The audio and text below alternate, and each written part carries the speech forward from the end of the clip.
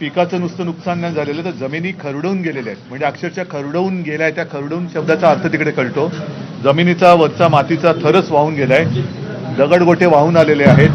खालचे जे दगडगोटे होते ते वर आलेले आहेत. अनेक ठिकाणी रस्ते वाहून गेलेले आहेत. पाणंद रस्ते तर आता काय आहेत नाही आहेत. मला काही शेतकऱ्यांनी सांगितले की साहेब आमच्या शेतातल्या म्हणजे कुंपडं मिंपड म्हणजे कोणाची किती जमीन काय हे सगळंच नासधूस झालेली आहे. घरं वाहून गेलेली आहेत. म्हणजे संसारच वाहून गेलेला आहे. आयुष्य वाहून गेलेलं आहे. अशा परिस्थितीमध्ये एक शेतकऱ्याची अपेक्षा आहे की किमान 50,000 रुपये हेक्टरी जसं पंजाब सरकारने केलं. आणि आता त्याच्या डोक्यावरती कर्ज आहे. गेल्या हंगामाचं कर्ज त्याच्या डोक्यावरती आहे. साधारणतः हे पीक हाती लागलं असतं तर कदाचित त्याला 2 पैसे मिळून कर्जाची थोडीफार परतफेड झाली असती की जेणेकरून पुन्हा आता रबी हंगामाच्यासाठी बँका त्याला कर्ज देऊ शकल्या असत्या. आता जी गरज आहे ती म्हणजे एक तर यांच्या जमिनी पूर्ववत करून देणं, त्याच्यानंतर कर्ज माफी करणं. कारण कर्ज आता फेडूच शकत नाहीत.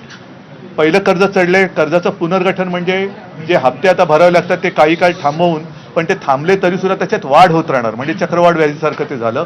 म्हणजे जेव्हा त्याचं उत्पन्न सुरू होईल किंवा पुढच्या हंगामामध्ये पुढच्या वेळेचं कर्ज मिळालं तर ते कर्ज, त्याचे हप्ते, हे कर्ज, ह्याचे हप्ते, म्हणजे हा शेतकरी उभाच राहू शकत नाही. तर सरकारने आता पूर्ण एक जबाबदारी घेतली पाहिजे पालकत्वाची.